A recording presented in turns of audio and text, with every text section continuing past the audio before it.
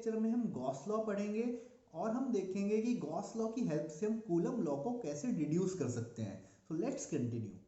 So what is Gauss law? अगर हम definition के थ्रू जाएं तो the surface integral of electrostatic field produced by any source over any close surface S enclosing a volume V in vacuum, that is total electric flux over closed surface S in vacuum is 1 upon epsilon naught times the total charge capital Q। ये जो total charge है, ये charge क्या होगा उस surface के अंदर enclosed. तो इसका मतलब क्या हो गया, गॉस लॉ में क्या बताता है कि अगर एक सरफेस है और वो क्लोज सरफेस है, अगर एक क्लोज सरफेस वैक्यूम में है और उसके अंदर अगर कैपिटल क्यू चार्ज एनक्लोज्ड है तो E डॉट ds किसके बराबर हो जाएगा, Q बाय एप्सिलॉन नॉट। ये E डॉट ds का मतलब क्या होता है, electric field through any close surface ds। Integration means हम इस ds को इंटीग्रेट कर रहे हैं, यानी ds से पूरा सरफेस बना रहे हैं।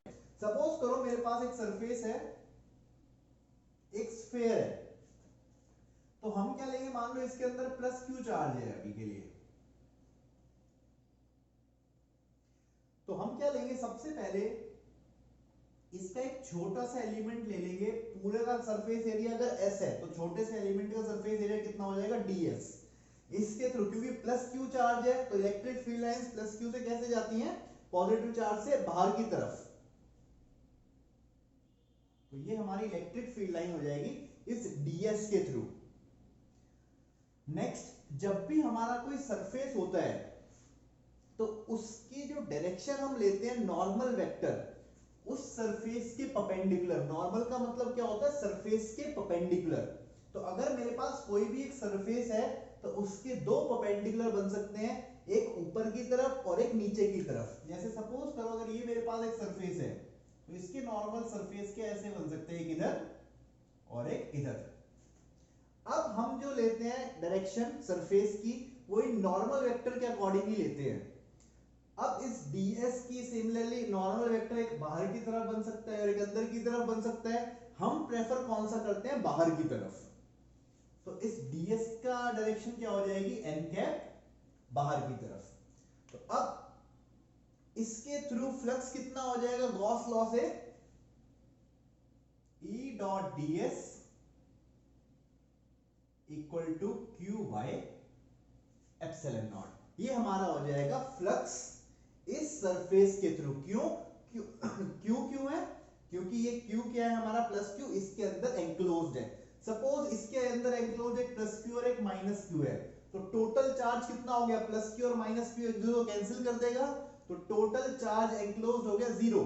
तो इलेक्ट्रिक फ्लक्स कितना हो जाएगा गॉस लॉ की हेल्प से, 0, क्योंकि ये Q की वैल्यू क्या हो जाएगी यहां पर, 0।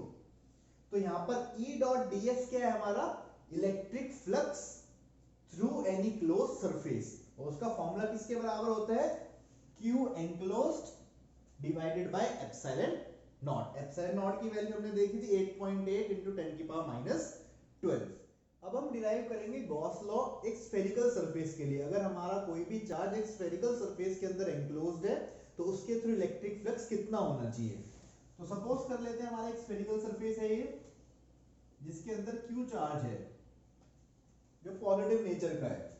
तो हम इसका एक छोटा सा सरफेस ले लेंगे अभी के लिए ds, जिसकी डायरेक्शन है ये n कैप, बाहर की तरफ। सिमिलरली प्लस Q से इलेक्ट्रिक फील्ड जाएगी बाहर की तरफ, तो ये हो जाएगी इलेक्ट्रिक फील्ड की डायरेक्शन। अब हमारा गॉस लॉ क्या बोलता है कि इलेक्ट्रिक फ्लक्स होगा E dot ds। Electric field का फॉर्मूला E होता है हमारा 1/4 pi epsilon naught Q by r square. इसका अगर ये डिस्टेंस r है तो ds और Q के बीच में कितना डिस्टेंस हो गया हमारा, रेडियस के बराबर, तो r स्क्वायर। डायरेक्शन क्या हो जाएगी, आउटवर्ड्स। इसको ले लेते हैं E कैप। ds हमारा क्या है, surface area of small portion.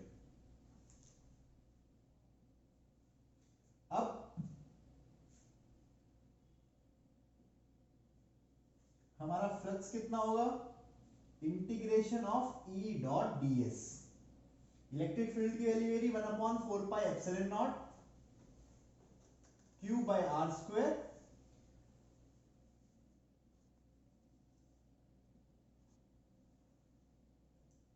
Into E cap dot ds। अब यहां पर हमारा चार्ज फिक्स है, कांस्टेंट रहेगा, 1/4 पाई एप्सिलॉन नॉट कांस्टेंट है, रेडियस ऑफ स्फीयर की फिक्स्ड है कांस्टेंट।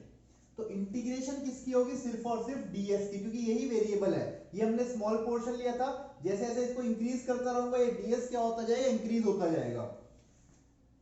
तो 1/4 pi epsilon naught q by r square हमारा कांस्टेंट है, ई कैप इसकी डायरेक्शन, इंटीग्रेशन ऑफ ds। अब इंटीग्रेशन ऑफ ds क्या हो जाएगी, s।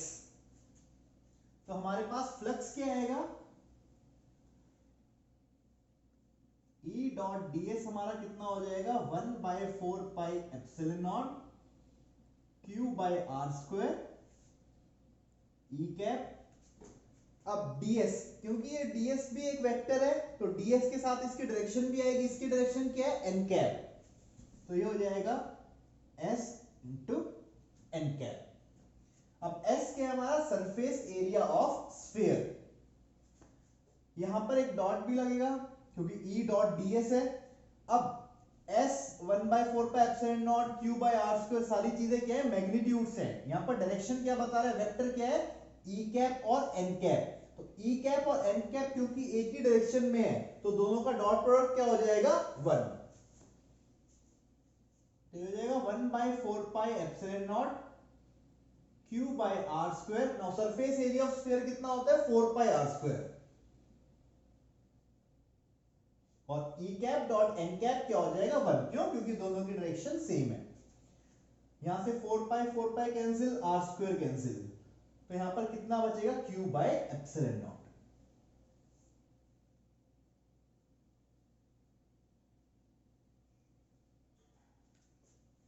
तो ये हमारा क्या हो गया,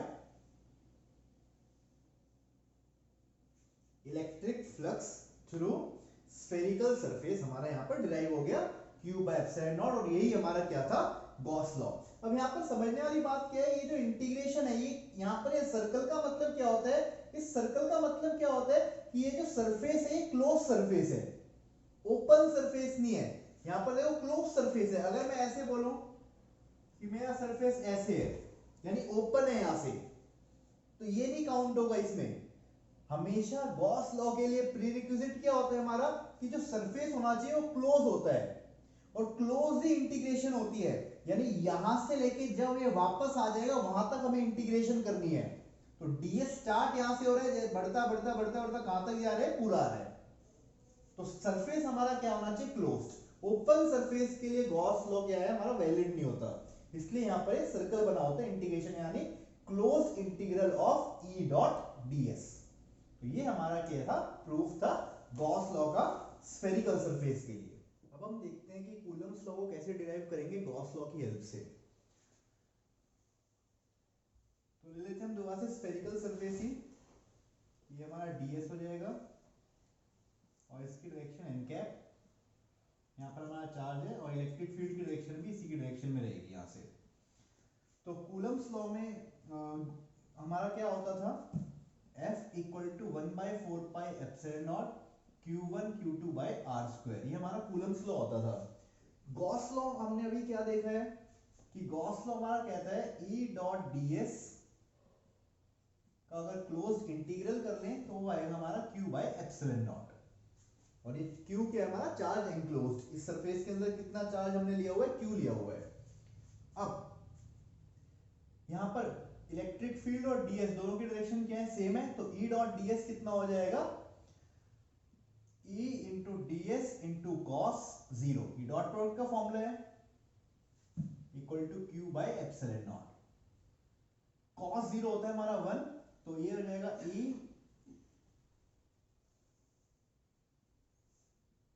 integration of ds equal to Q by epsilon naught. E क्यों यहां पर कांस्टेंट ले लिया, क्योंकि चार्ज हमारा कांस्टेंट है, डिस्टेंस हमारा कांस्टेंट है r, तो E हमारा कांस्टेंट है, चेंज किया और हमारा फिर से ds सरफेस। तो ds की इंटीग्रेशन हमारी हो जाएगी s, तो E into S equal to Q by epsilon naught, surface area कितना होता है 4 पाई आर स्क्वायर। तो इलेक्ट्रिक फील्ड हमारी इस चार्ज की वजह से कितनी आ गई, E equal to Q by 4 pi epsilon naught R square. अब सपोज करो यहां पर मैंने कोई और चार्ज रखा Q, इसका डिस्टेंस कितना है r, तो इलेक्ट्रिक फील्ड इतनी ही रहेगी। इस चार्ज के ऊपर ये चार्ज कितना फोर्स एक्सपीरियंस करवाएगा, F equal to Q into E। ये हमारा फोर्स होता है, force on charge Q due to electric field E। तो इस चार्ज की वजह से इलेक्ट्रिक फील्ड E ये रही, तो कितना हो जाएगा force F equal to QE, तो कितना हो जाएगा F Q into Q upon 4 pi epsilon naught R square. और यही हमारा क्या था, कूलम्ब्स लॉ, कि फोर्स बिटवीन टू चार्जेस, यहां पर दो चार्जेस कौन कौन से, कैपिटल Q और स्मॉल q। तो ये कितना हो जाएगा 1/4 pi epsilon naught Q into Q by R square. ये हमारा डिड्यूस हो गया Coulomb's law from Gauss law. तो आज की क्लास में हमने गॉस लॉ देखा है और गॉस लॉ की हेल्प से हमने कूलम्ब्स लॉ को डिड्यूस किया था। Thanks for watching.